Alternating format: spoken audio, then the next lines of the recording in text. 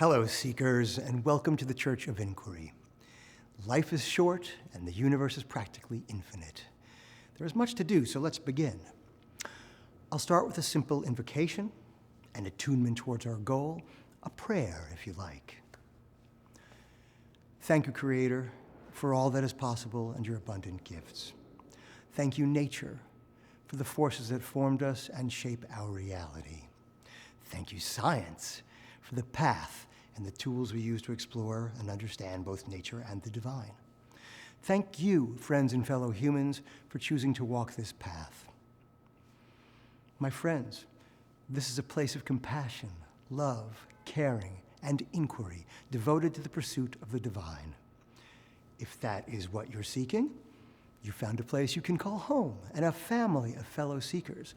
If your questions about life, death, or your place in the universe are still unanswered, this is where your answers will be found. If you seek a deeper connection with God, Jesus, Allah, Yahweh, the Eternal, the great unknown, the mystery, or however you frame it, this is the place to deepen that connection. If you're already a seeker, yet still are in conflict, confusion, or pain and want answers, this is the beginning of the path that will provide them. Thank you for being here at the beginning of what I hope is a superb journey. What you are watching might be called a sermon, but is more of an invitation to collaborate on an undertaking of utmost importance, perhaps even urgency. What I preach or teach or just share is not intended as dogma, but rather a process, an attunement that allows us to focus more clearly on the divine and the relationship we can create with it. The Church of Inquiry believes that the universe has a creator, that we exist for a purpose, and that there's a path of accessible evidence to suggest the creator is knowable to us using the methods and practice of science.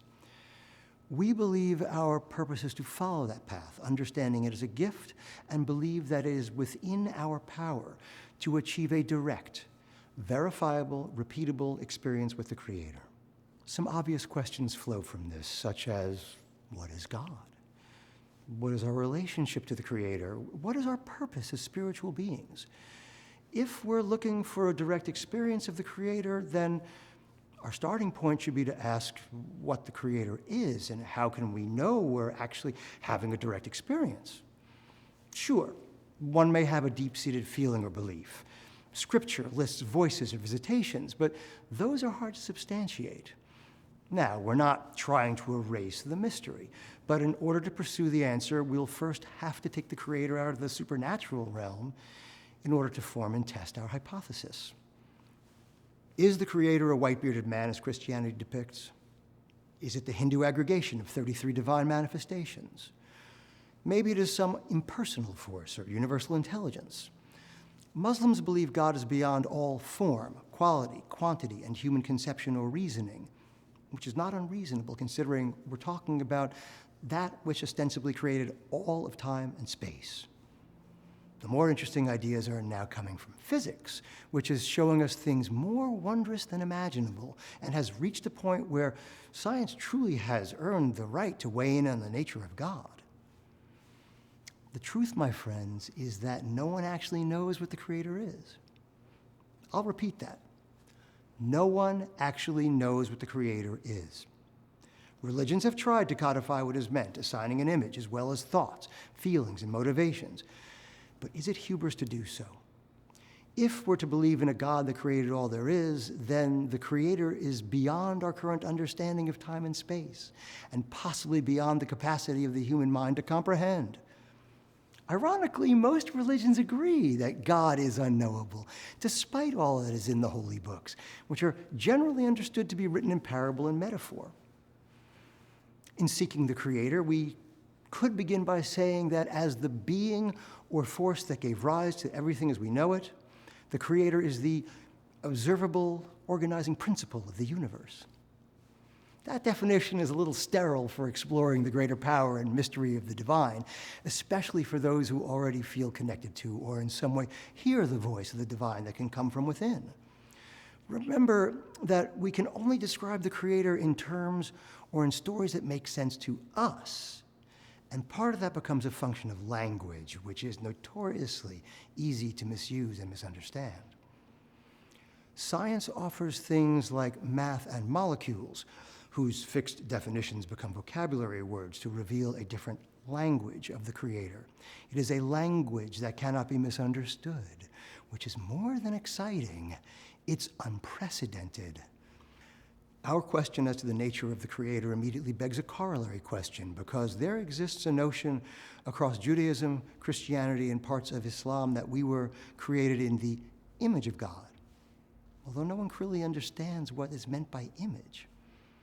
Genesis says we are as gods. It would be a curious contradiction to believe an all-knowing, all-powerful Creator shares humanity's limitations or weaknesses.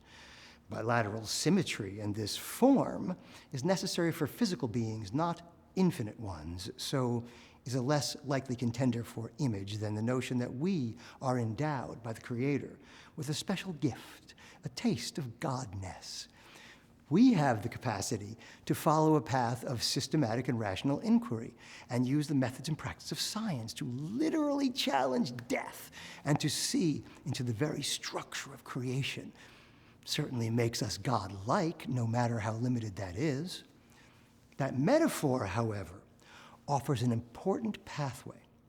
If we can possess even a child's play school version, the most limited embodiment of the perfect and infinite attributes of the Creator, then likely we can follow that path into something substantial. It is entirely possible that we, as children of the Creator, have not yet begun to use our gifts as if they were tools of adulthood. Mark this. If we have been so endowed by our Creator, then know yourself, and you begin a journey to knowing the Creator. We are all part of the creation. We are all star stuff, as Carl Sagan said. When we explore inward, we are looking not just at part of the creation, but likely the most complicated thing within it. What better place to start? Consider what it means to contemplate, let alone seek, a being that could create the infinite. It's easy to understand why we're still puzzling this out and why it's so exciting to have an abundance of new scientific and technological tools. We still don't know exactly how one fertilized egg becomes the astonishing collaboration of 40 trillion human cells and 40 trillion bacterial cells that creates us. We certainly don't know what consciousness is. We don't understand the mechanisms of gravity or why time moves only forward. And those are the easier questions. However, we have a toolkit in the methods and practice of science that can help us on our path of inquiry. We have discovered amazing patterns of a deep and complex harmony that exists in the creation. That certainly seems more than random, so let's follow the path. My friends, this is why the Church of Inquiry exists, so that we can work together as members of the human family to make progress on these important questions. We believe our spiritual purpose is to seek the Creator and better understand the divine. We want a true, unquestionable, personal relationship with it, and so we'll seek the spirit of guidance wherever it exists as we walk our path. All children of the Creator can be united in this task. All people of faith can add these tools to their practices. Understanding the Creator is possibly our most important task, and likely our biological purpose. It is beyond any individual's attainment, so cooperation is an essential requirement of the process. But cooperation is more than that. We have created tools to see down to the subatomic level and have observed that there is nothing in the creation that exists as a singular entity.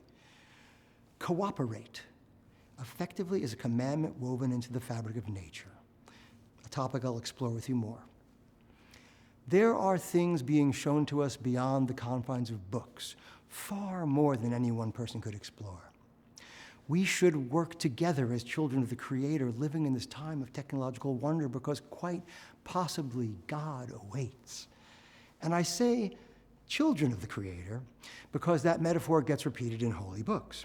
Children are not adults, but develop into them, learning first how to play and then to collaborate with others. As we grow into our spiritual adulthood, what should our roles be? It's important to remember that each of us are needed for an undertaking of this magnitude. Each of us is a unique organic processing machine, experiencing the world in a way no one else does. Even identical twins are not actually identical. Since no two people experience the world exactly the same, we each can make a unique contribution to the collective body of human knowledge. Each of us can ask a vital question that opens a path of inquiry for ourselves or for another that can take us closer to our goal. When we accept our place as seekers, employing our distinctiveness in pursuit of the divine, it becomes part of our practice and a gift of thanks to the Creator. We give thanks that we have been given the capability to observe, question, and fundamentally modify the fabric of our reality based on what has been learned. And each of us get to do that in a unique way. How will you honor the gift?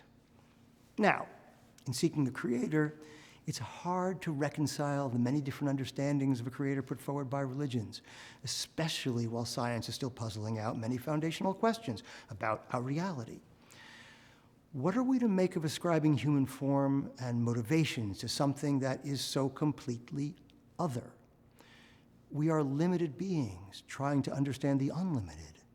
To the extent we can understand at all, it is certainly beyond the capacity of any individual, which is why the Church of Inquiry sees this as something we must all undertake collectively. Life is short, the universe is nearly infinite, and we are very limited, so we must work together. Fortunately, we're a collaborative species, and collectively, humans have done tremendous things in trying to understand the world around us. The massive body of human knowledge was created by countless people, building on a base of prior knowledge, experience, and experimentation. Those people lived, died, struggled, and sacrificed.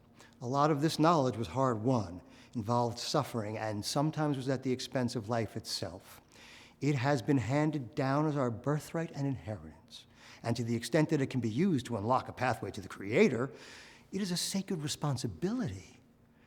There is much to know and much to unlock, so ignoring what has been aggregated for us is not a spiritually reasonable choice.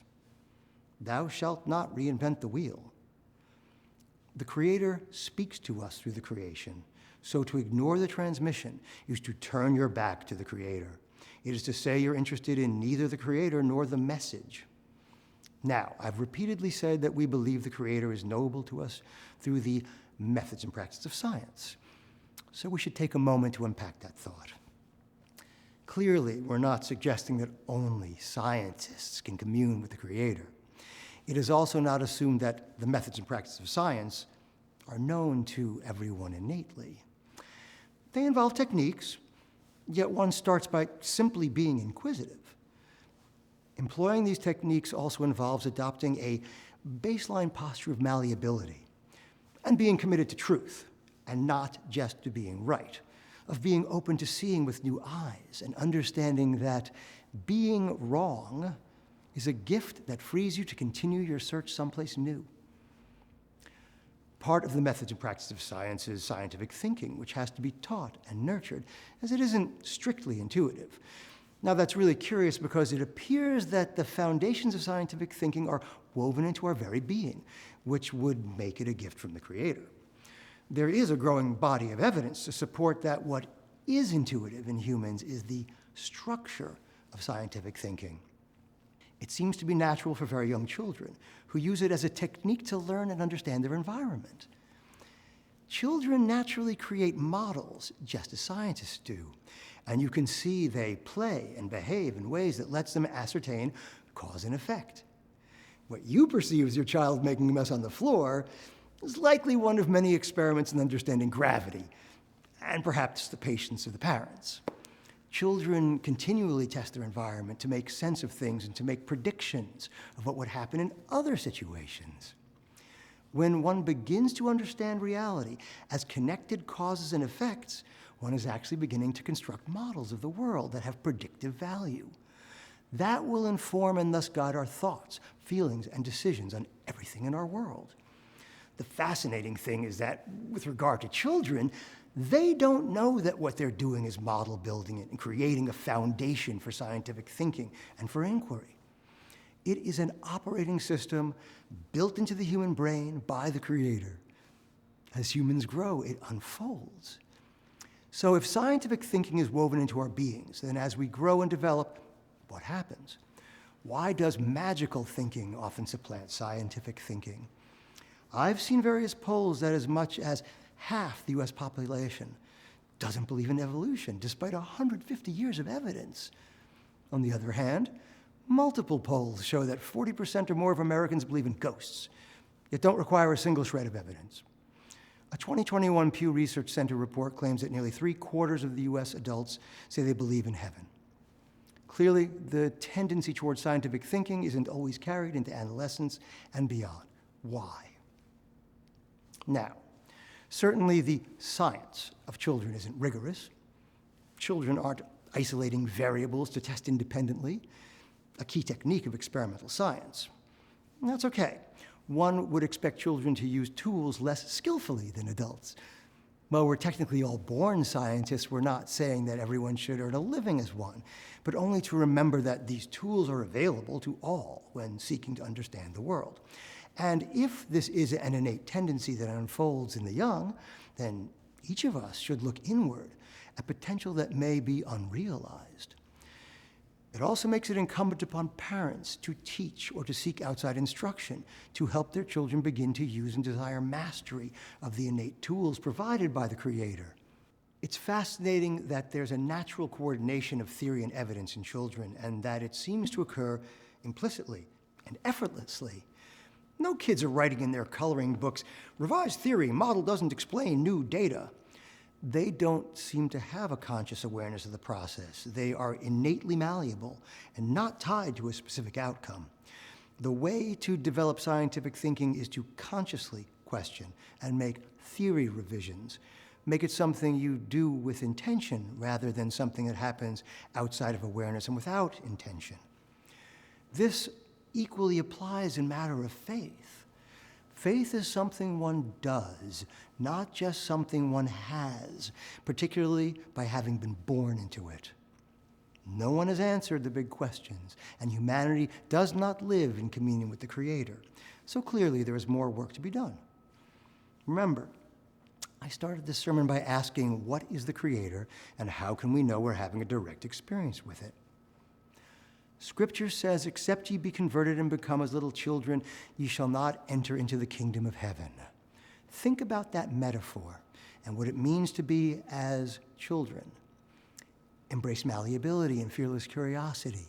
Seek it in others. Keep your heart open. Also, be mindful to instruct the young well and prepare them for their role as seekers. Otherwise, we are not just denying the Creator, we're denying our children the most foundational relationship in existence, their relationship to existence, to the creation, and to the gifts from the divine that can lead us to the Creator. Remember, each person has a unique contribution to make in our search, and that contribution is tied to how one embraces the gifts from the Creator.